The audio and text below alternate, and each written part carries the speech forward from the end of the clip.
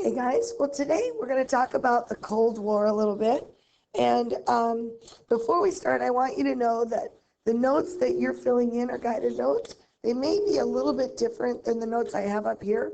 The last time we did these notes, they were a transparency. So I've added a little bit, but for the most part, it'll follow hand in hand with what you're doing, okay? There's some things at the beginning that I'll have you add on an extra portion of your notes. So first of all, when we talk about the Cold War, what are the two countries that are truly going to war in this case? We have the Soviets, yep, and the United States. And just for reference, because we're going to be looking at a lot of political cartoons, the eagle represents the United States quite often, and the bear is the symbol of the Soviet Union. You'll also see this symbol on their flag here, that sickle, that represents the Soviet Union and communism. But you'll notice that we never went head-to-head against the Soviet Union in war, right? There's a couple of reasons for that. So let's take a look. First of all, why do we hate communists so much? Why are we so scared of them after World War II and on into the 60s and 70s? Well, it starts with this guy right here, Karl Marx, who wrote the book, The Communist Manifesto. This book is basically the Communist Bible. It tells you how to be a communist, what they believe, and all of that kind of stuff. And if you studied this in world history, it's kind of a review for you. I would recommend that you add these on the side of your notes or on the back page, wherever it fits, okay? So again, why does this scare us? Because if you read the Communist Manifesto, it said that democratic people must be basically exterminated. Well, what does he have against us? Good question. Here's why he said we should be removed. Because we have been exposed to freedom, and we could never survive in a communist society. We are used to choosing our career, climbing the ladder so that we make more money, getting the things we want by working for it, getting more money. And it would be really hard for us to be in a country where they tell us what job we have. They tell us how much money we have. They control how much food we get. I mean, to be controlled like that would drive us crazy, and we would probably rebel in that situation. So he said you need to just get rid of those people because they would end up being a problem. And I think we probably would be. He's right. The problem with this is we assume that every country that was communist was a pure communist, that they were a Marxist. But that's not true. Some countries, like China, for example, didn't give a hoot about us in the United States. They just chose the communist system because that's what worked best for them in their country. But it wasn't like they were out to kill all Americans. And we didn't understand that. So that scares us. The other reason why we hate communists, I bet you can guess by looking at this picture. This is the nuclear age. We have nuclear weapons, and the United States is the one who started it. We started this by dropping the atomic bomb on Hiroshima and Nagasaki in World War II. Just to give you an idea, by 1981, the United States had 8,000 ICBMs, which are missiles that could carry a nuclear weapon. The Soviet Union had 7,000 ICBMs. To give you an idea of how much power we're talking about, by 1986, there were 40,000 nuclear warheads in the world, which is equivalent to 1 million Hiroshima bombs. So, I mean, think about what it did to Hiroshima, and then imagine that on the millionth scale. We basically could have blown up the world 3 times over. And everybody is afraid of that happening. Now, we're worried about basically how they get those missiles to the enemy. Like, how would they attack us? They didn't have the capability at that point of pushing a button in the Soviet Union and it flying all the way over the ocean and hitting us in the United States. But they did have a way of getting it there. One of the ways was by plane. By 1986, the Soviets had 4,000 planes that could carry ICBMs to bomb the United States, and the US had 5,000 planes that could do the same thing to them. So that scares us. And that's why, remember when we talked about the first Soviet satellite going over the United States and we were freaking out? Because we knew if they could put a satellite up there, well, they sure could put a plane or a nuclear weapon up there, and they could drop it on the United States. So we're worried about that. We also are worried because of where nuclear missiles are being placed. We're kind of getting ahead of ourselves a little bit here, but we're referring to the Cuban Missile Crisis. By the 60s, the United States had moved missiles into Turkey, which was our ally, and we had missiles pointed at all the major cities against all of our enemies, especially the Soviet Union. And then, while Kennedy is in office, the Soviets moved missiles into Cuba. Cuba is 90 miles off the coast of Florida. Now think about that. Think about a city that's an hour and a half away from Brandon, South Dakota. That is scary when you think about how close they are to our country. And those missiles, let's look at what would happen. By this time in history, they had two kinds of missiles. They had MRBMs, which are medium-range ballistic missiles, and they could reach as far as this circle shows in the picture. So they could basically take out Dallas, and they could even take out Washington, D.C. with these MRBMs. But they also had IRBMs, which are intermediate-range ballistic missiles. And those could cover any part of the United States except for the top corner of the state of Washington. So basically, they could destroy the entire United States from there. Now you understand why Kennedy is basically blockading Cuba and not allowing missiles into Cuba, because we are so worried about that because of that location. Well, it's because of these missiles that we start seeing a new kind of government. First, we have what's called a MAD theory. MAD stands for Mutually Assured Destruction. And what that means is we know that if we push our button for our nuclear weapons in Turkey, for example, to hit the Soviet Union, that they are going to hit their button and they're going to hit the United States. So nobody wants to be the first to hit that button, because if we do, we're all dead. And you and I would not be sitting here today. That kind of changes the way people look at each other. So we start with what's called a détente. The 1960s and 70s, world leaders had to kind of trust each other more and ease tensions, because they knew that if they heated things up, it wasn't like we would just go to a regular World War II anymore, which was horrendous. But when you add nuclear weapons to that plate, that's really scary. So make sure that you have MAD theory and détente there. We will talk about the Cuban Missile Crisis more later on. I can watch a really good movie about it. Okay, the other word that we would use for this time period is limited war. You see up here, limited war. And limited war basically just means that we use weapons when we fight a war with them, but we don't use all the ones that are available. So for example, we fought against the communists in Korea and in Vietnam, but you'll notice we never used our nuclear weapons in that case, because we just didn't want to go there, because that means then they would go there. I love this cartoon. You see these two sides, and they're shooting with bow and arrow, and yet they've got this stockpile of bombs behind them. And it says, oh no, on account to be used because the enemy might retaliate. So basically, they're not allowing them to use them at all. Okay. All right. So now let's get back to the notes that are already on your slip there. And let's look at how World War II leads us into the Cold War. Well, first of all, Germany has been defeated after World War II. Hitler's been defeated, right? And he's gone. So then the Allies, the main four countries, take and they divide up the country of Germany. That's what you see over here on your left. This is the country of Germany. So the green segment up in the northwest corner is England's territory. The red segment is the Soviets' territory. The blue segment down in the left-hand corner is France's territory. And the gold area is the U.S.'s territory. But the U.S. and the Soviet Union are not wanting to share very well. It's not going very well. And then within the Soviet Union segment is the city of Berlin, which is the largest, most powerful city in Germany.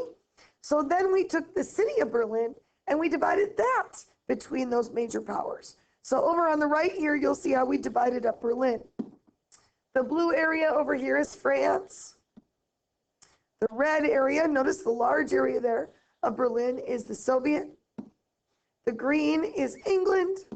And the gold, of course, is the United States. So let's see what happens because of this division. Like I said, we're not sharing very well between us and the Soviets. So eventually, it leads to a division in Germany. And you know that Germany eventually becomes East Germany and West Germany. So make sure to label those on your map down below on page 1. And of course, West Germany is democratic. So the US is helping out there. And East Germany is communist. And the Soviets are very involved over there. And not only that, but the city of Berlin is even divided. So if you look at this map here on the right, basically we took over because the British and the French had enough problems at home after World War II. So we kind of took over on that western side. Well, the Soviets wanted all of Berlin, and they basically put their soldiers all the way around their segment of the city to try to control it, and wouldn't let people in or out. So what we did is we took our planes and we dropped supplies, like airdrops like we did during the war, so that people wouldn't starve, so they'd have supplies. So we basically broke their blockade. So then what they did is they built the Berlin Wall, which is this black line right along here, right along there. And they built it very, very quickly. Some families ended up being split because they had been on the other side, and then all of a sudden they're soldiers and they can't get across.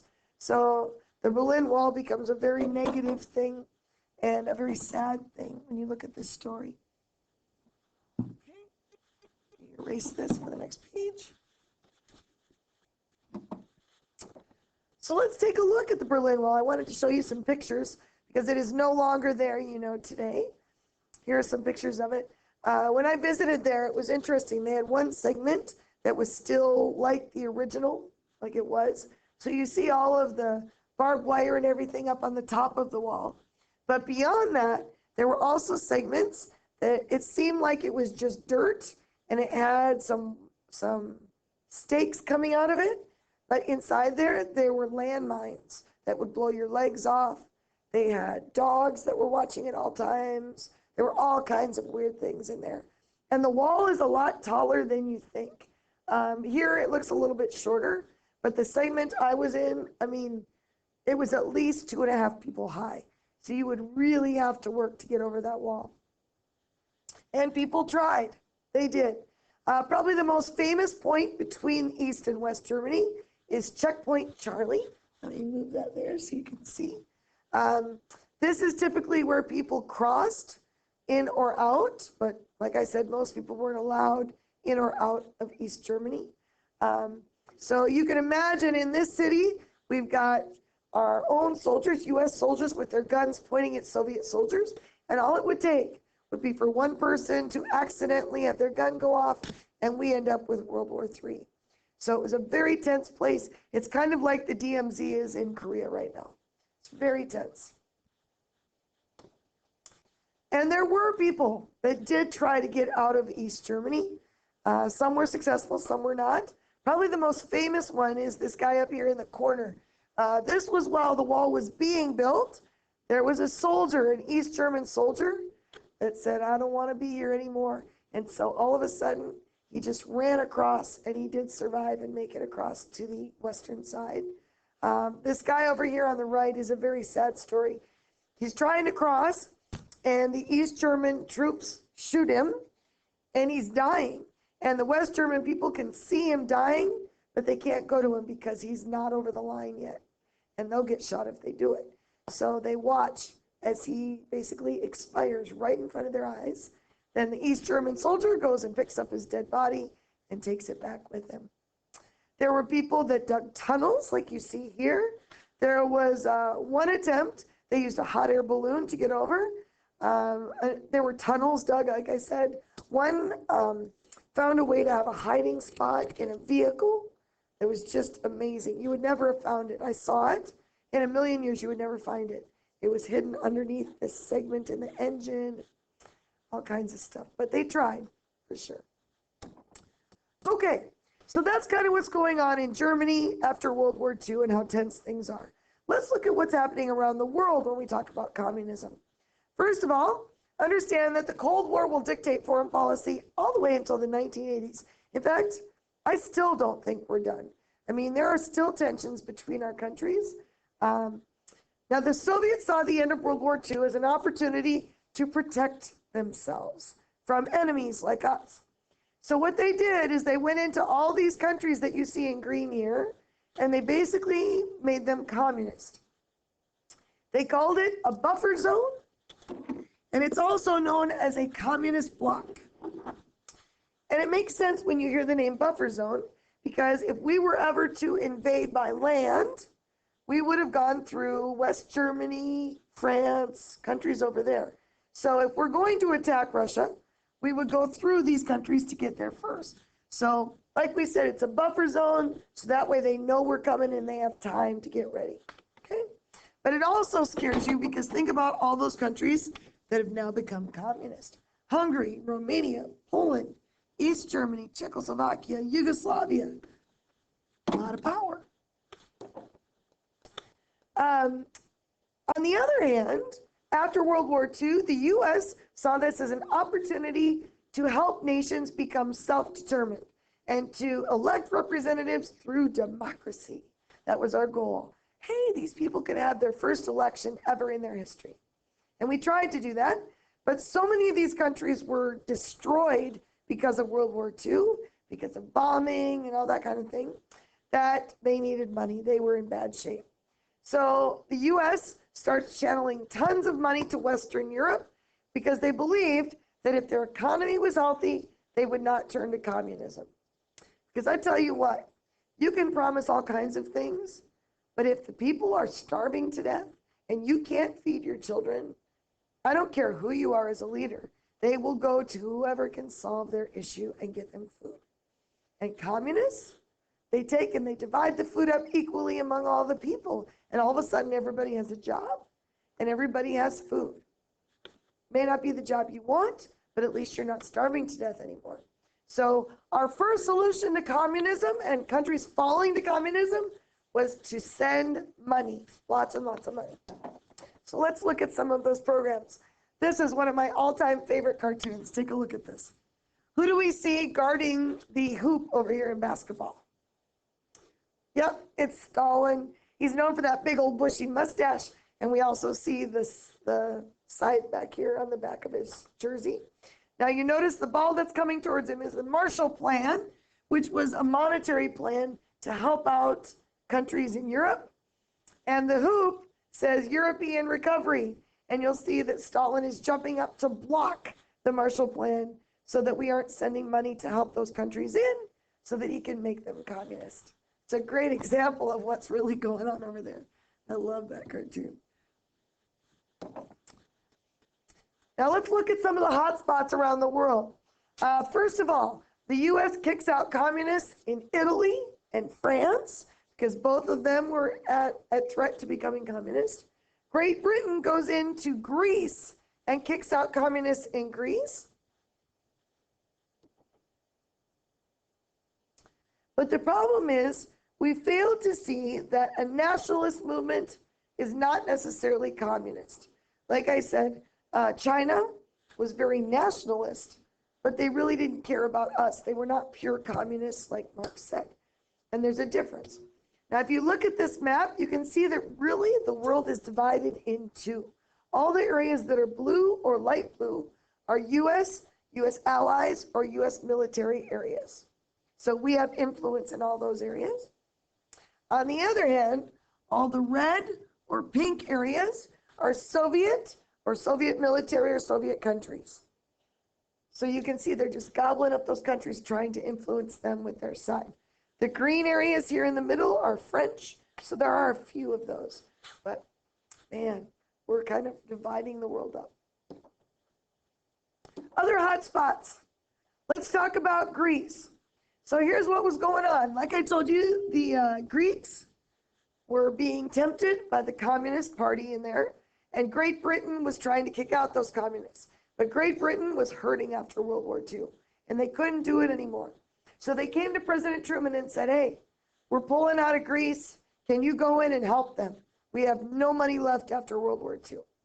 And so we do. We go in and we try to help out. We have another hot spot right over here in Turkey. You see it in red over here. There's a fight going on over the Dardanelles, which is basically a waterway from the Black Sea to the Mediterranean.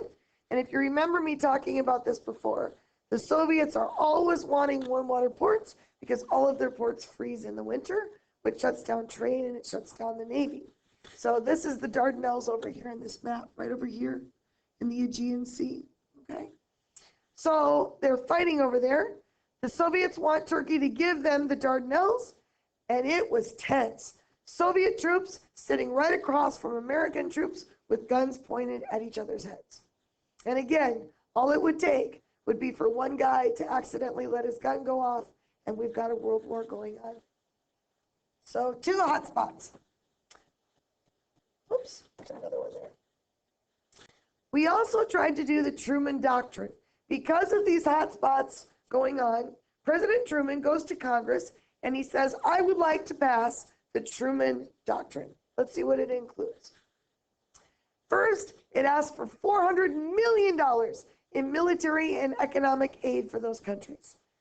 By the way, that's $400 million in their day, not in our day. Imagine that.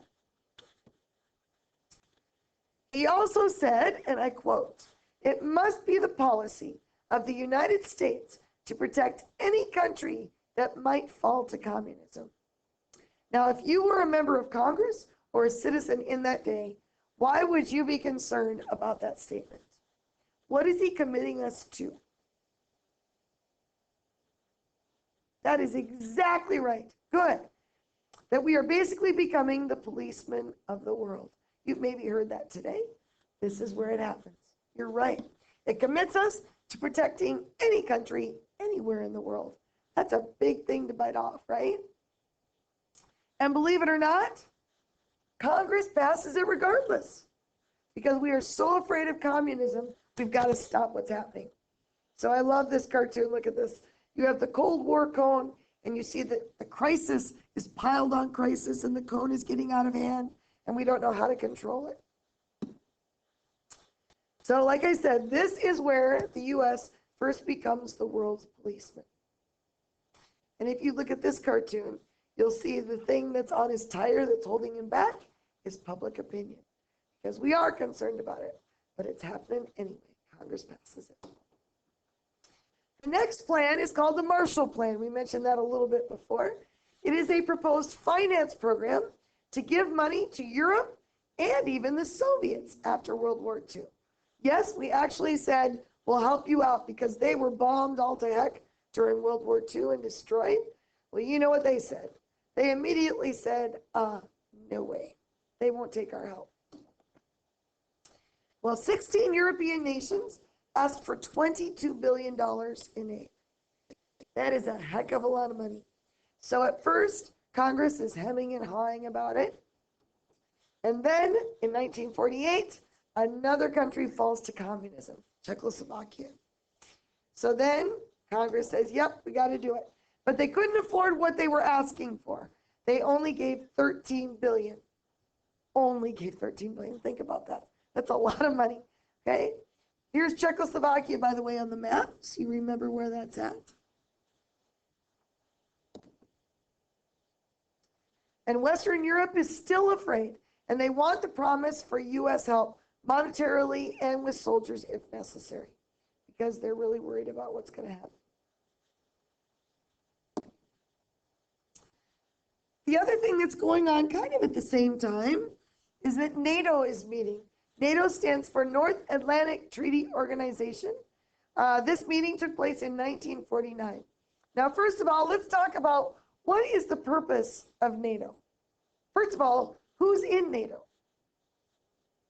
It's kind of like the United Nations, isn't it? They're the leaders of all these major countries, and the goal is that they can go and discuss things and talk things out before we blow up and have another world war. That's kind of the goal. Yet, in 1949, here's what happened. 10 European countries, the US and Canada, basically made a promise to protect half of Europe. Why? Because they are terrified of communism. So NATO, who is supposed to be kind of a neutral party, ends up being anti-communist during this time because they're trying to help countries from being communist. The other thing that's really odd, at this point, Congress votes 82-13 away from isolationism. Now remember, isolationism means stay within your borders. And if you look at our history in America, after every major war, our country usually is isolationist. After the Civil War, after World War I, we're about staying home because we got a lot of things to fix. I mean, we've spent a lot of money. We've been destroyed. Our guys are, have been killed or wounded. We need to take care of those issues. So we usually isolate ourselves. But this tells you how really concerned they are about communism, because they are surely going after communists, even after we fought a huge world war where we lost so many men and women. Very unique. Okay, so let's look at some other hot spots that kind of fired up during this time. China was a huge issue. China had a civil war going on in the 1930s, actually. It was fought between Chiang Kai-shek, that you see right here in this Time magazine, who was a nationalist, so he was our guy. We liked him. He was fighting against Mao Zedong, who was a communist, that you see over there in that picture. Mao was a communist, and we did not like him. Well, here's the funny thing. Japan invades their country during World War II, so they call it truce. And they basically go together and fight against the enemy, which is Japan at that time. And then after the war was over, guess what? They picked up right where they left off. So after they defeated the Japanese, they started up their civil war again and started killing each other. 1945 to 1949, the civil war continues. So let's see what happens. Remember, we picked Chiang Kai-shek as our guy, and our goal is to give money to end communism. We gave him tons of money, and Chiang Kai-shek still loses. He flees over here to Taiwan, right off the border of China there. So if you ever wonder why Taiwan and China have a different government, that's why. They are still Chinese people, but they were more of a nationalist group, and they ended up over in Taiwan. So we tend to get along with them really well. Well, the U.S. had given him $2 billion in aid, and he still lost. What in the world is going on? We realized that money isn't going to do it, is it? And we also didn't realize that Mao's communism was different than the Soviets. Like I said, they didn't care about us in the United States and what we were doing. They just knew that it worked for them, and they liked that system. But we didn't care about that. A communist is a communist to us. Let me move that over there. Now, the other thing that's kind of sad, as soon as Mao took over, he actually approached the United States, and he asked us to be allies with him.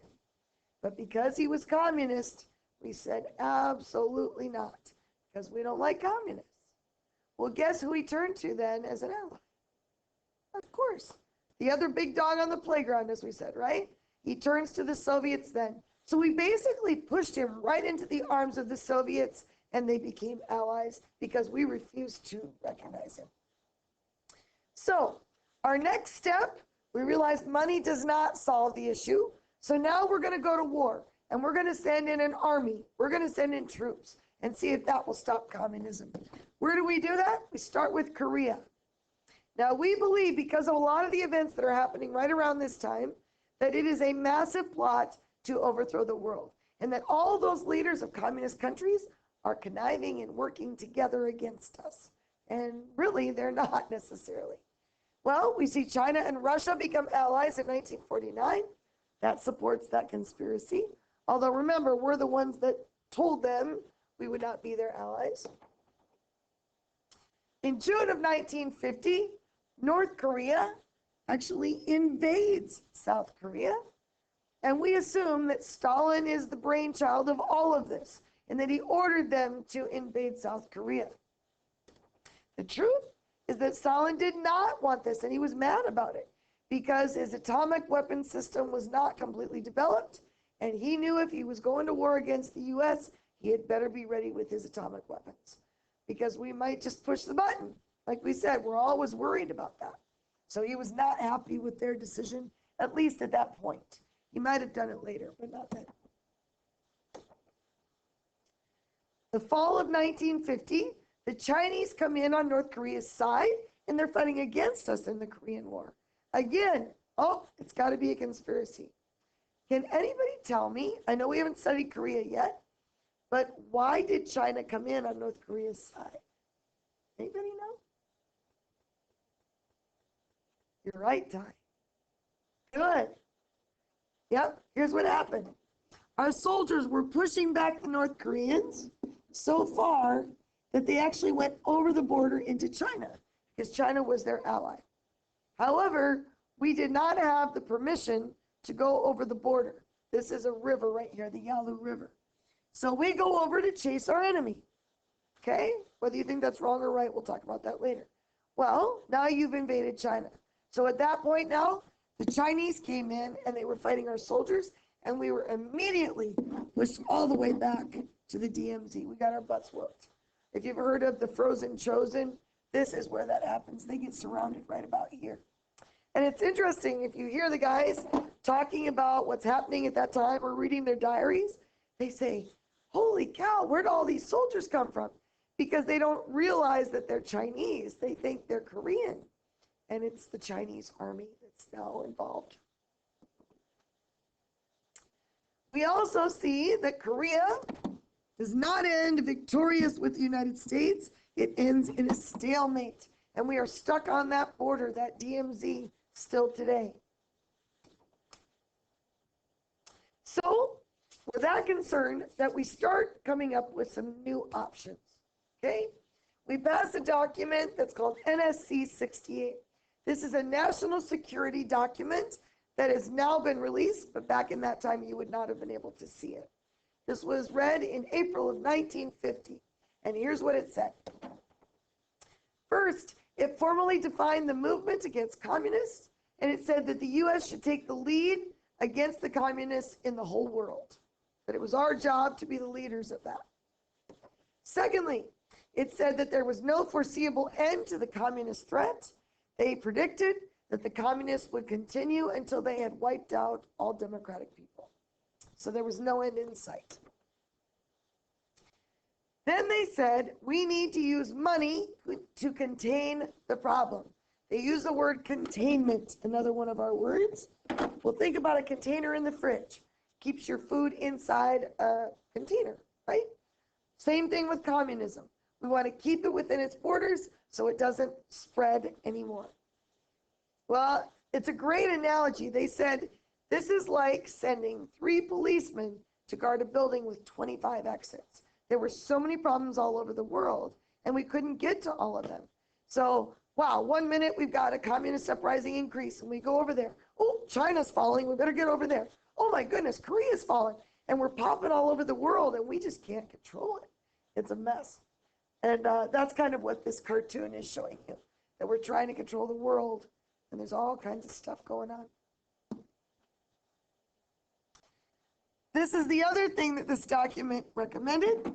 It recommended that the defense budget be increased by 400%. That truly reflects how worried we were about communism. So, this document also led to the National Security Act of 1947. This is the act that created the CIA. We decided armies aren't cutting it. We're not stopping communism, so we're going to go to something new. We are going to send in covert ops now. a covert team, for a couple of reasons. First of all, it is much cheaper, less expensive. Plus, you don't lose as many soldiers' lives when you send a team of 16 in as compared to an entire war. And so we send in a team and they take out leaders, or they take out an area that needs to be done. And we still use that today, don't we? The first area we used this in was in Guatemala. See it right here in Central America? Well, the U.S. is anti-communist, right? And yet, we are basically going to do something undemocratic to overthrow a dictator. Watch this. So basically, here's what happened. There was a leader in Guatemala, and we didn't like him. So we helped remove him with a covert op, and we replaced him with a guy that we liked, this guy right here named Arbenz. He was our choice. He was our boy. But after watching him a while, he didn't say he was a communist, but he sure acted like one. So we decided we didn't like him anymore, because if he walks like a duck, acts like a duck, talks like a duck, he must be a duck. You ever heard that saying? So that was kind of the test they used. Oh, he's acting like a communist, talking like a communist. He must be a communist. So we decide we don't like him anymore.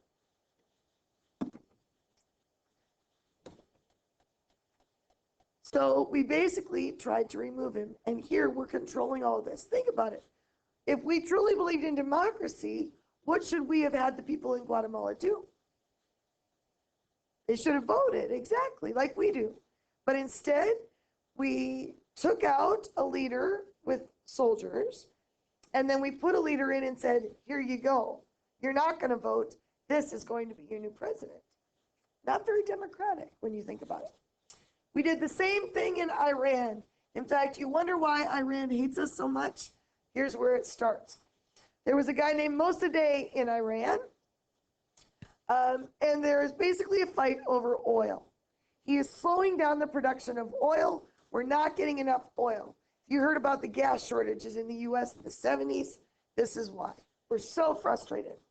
So the U.S. intervenes. We accept the nationalization of oil as long as we're allowed to use it. But here's what we do.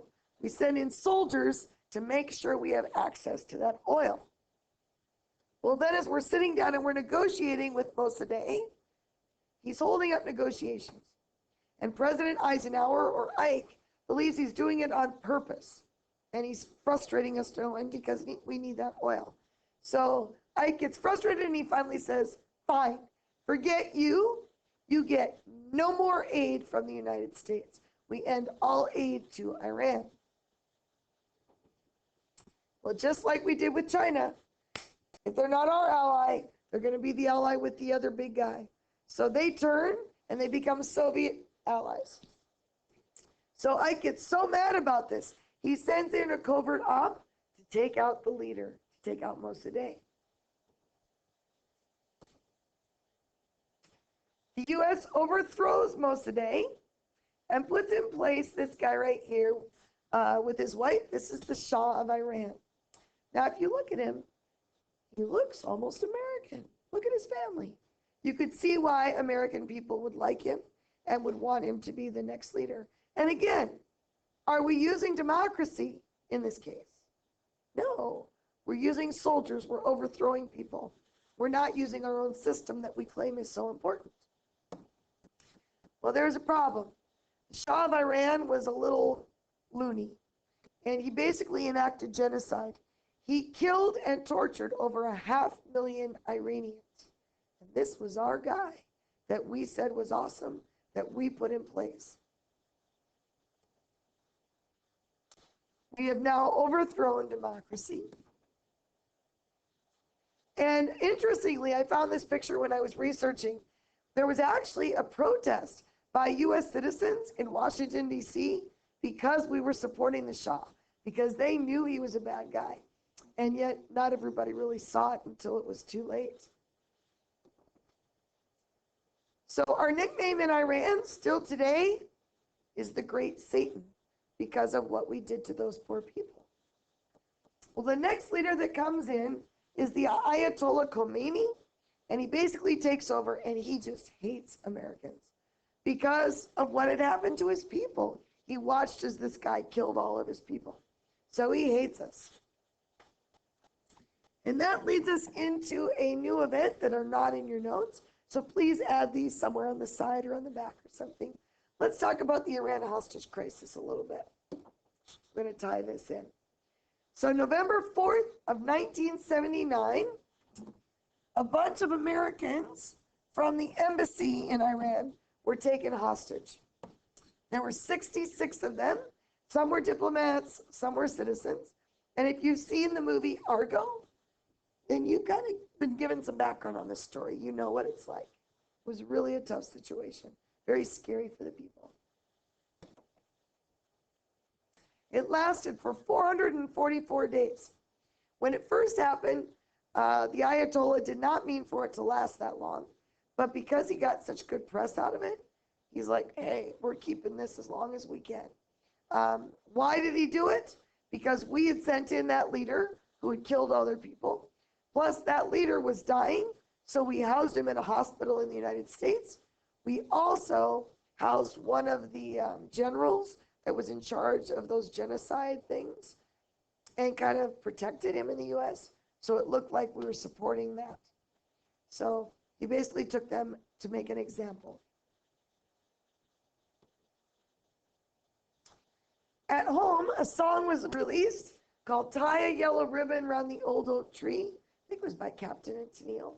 And everywhere I can remember as a kid, there were yellow ribbons tied around the trees. And it was to remind us of those hostages, and they weren't coming down until the hostages came home. So I remember hearing about them negotiating all the time for our hostages. What a lot of people don't realize is that during an attempt to rescue them, one Iranian civilian was killed and 8 soldiers were killed trying to save these people. Eventually, we do negotiate and they are allowed to come home on a plane. Some other things that people don't know. After the embassy was taken over, by the way, we have no embassy in Iran anymore. That was the end of that. After that happened, anti-American murals were painted all over the outside of it, like the one that you see right here. Kind of lets you know how they feel about us. And every November 4th, they have a rally outside the embassy where they burn the U.S. flag in memory of the hostage crisis. It's like a positive thing for them. And the people chant, "Death to America, death to America," as they do this. However, just a couple of years ago, there were a group of pro-democracy students that went outside and protested. And when the soldiers told them to yell "Death to America," they yelled "Death to the dictator." So there are people that are pro-democracy anyway. I don't know about American, but pro-democracy. So it is probably not a place you want to go visit anytime soon. So I'm going to show you a couple of clips. How many of you have seen the movie Miracle, the hockey movie? Oh man, yeah, it's a great movie, right? But I want to show you 2 scenes from it because this movie is not just about a hockey game. It's about the Cold War and how it was more than just a hockey game. The year is 1980. The first scene I'm going to show you is the very beginning because I want you to see how people are in the United States at this point, what events are happening. So as you watch this, please write down the different things that are going on, okay? And then I'm going to show you a clip of the coach talking to his wife about the big game, and he's so nervous about the next day with the Soviets. So let's watch that right now. Okay, so what were some of the things that you saw in the intro? What's going on in the U.S.? Oh yeah, we've got gas shortage because of what's happening in Iran.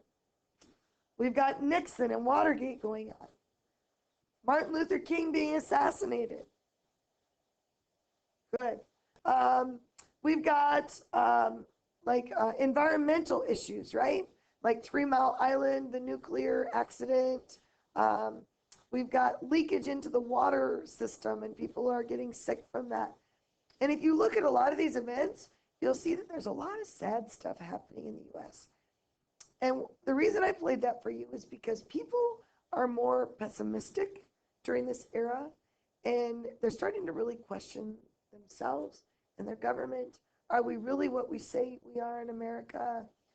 They definitely doubt things a lot more. And they've been beaten by the Soviets in the Olympics. They keep getting beat by their wonderful gymnasts, by their basketball team. And then comes this hockey team. This hockey team, by the way, this coach from Minnesota, he's kind of famous because I'm from Minnesota. I know the guy. Well, I don't know him personally, but I know of him. He only coached this team 1 year.